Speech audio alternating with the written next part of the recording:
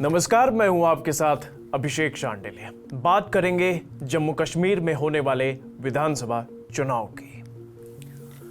जम्मू कश्मीर में 10 साल बाद हो रहे विधानसभा चुनाव के लिए मुफ्ती और अब्दुल्ला की पार्टियों ने पूरा जोर लगा दिया है।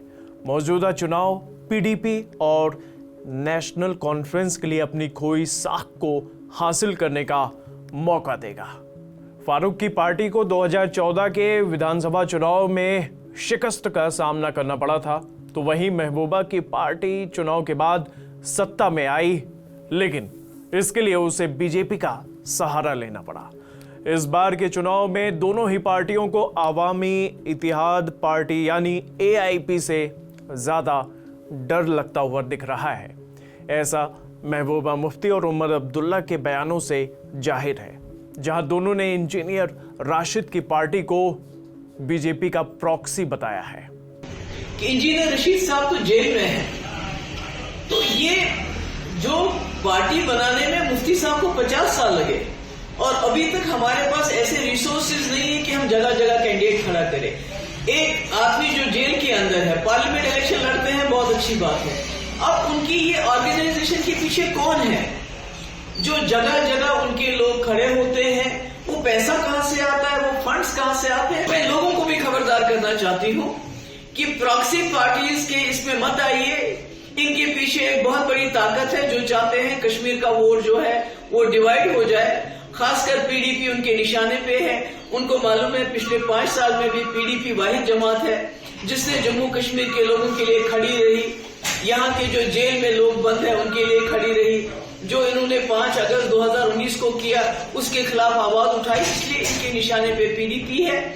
इससे पहले उमर अब्दुल्ला ने भी कहा कि बीजेपी ने केंद्र शासित प्रदेश में सरकार बनाने में मदद के लिए कुछ दलों और निर्दलीय उम्मीदवारों के साथ सौदा किया है।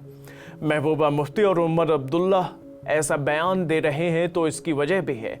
दरअसल इंजीनियर राशिद ने लोकसभा चुनाव में बारामूला में उमर अब्दुल्ला को शिकस्त दी थी। जेल में चुनाव लड़ने वाले इंजीनियर राशिद को 4,72,481 वोट मिले थे। उनका वोट प्रतिशत 45.7% था। वहीं उमर के खाते में 2,68,339 वोट आए थे। एनसी नेता को करीब 26% वोट मिले थे। इस सीट पर पीडीपी चौथे स्थान पर रही, उसे यहां महज 2.66% वोट मिला था। अब आने वाले विधानसभा चुनाव में इंजीनियर राशिद के साथ सिंपैथी फैक्टर भी है। दरअसल इंजीनियर राशिद दिल्ली की तिहाड़ जेल में बंद हैं। आर्टिकल 370 हटने के बाद उन्हें गिरफ्तार किया गया। लोकसभा चुनाव के दौरान उनके बेटे अबरार अहमद ने प्रचार का मोर्चा संभाला था। उन्होंने रोड शो किया, बच्चों से लेकर बुजुर्ग तक रोड शो में शामिल हुए थे। अब जानकारों का मानना है कि इंजीनियर राशिद के साथ सिंपैथी फैक्टर हावी है, क्योंकि ऐसे बहुत कम नेता हैं जो जेल में बंद हैं और उनके रोड शो में भीड़ उमड़ी।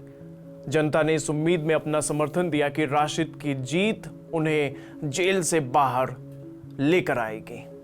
अब इन सारे घटनाक्रमों के बीच वर्तमान परिस्थितियों में अगर राशिद की पार्टी कश्मीर में अच्छा प्रदर्शन करती है तो फिर ये उन क्षेत्रीय दलों के लिए खतरे की घंटी होगी जिनका वजूद अब तक कश्मीर की रगों में है, जिनको चैलेंज मिल रहा है अपने ही प्रदेश के एक उभरते हुए राजनीतिक दल से।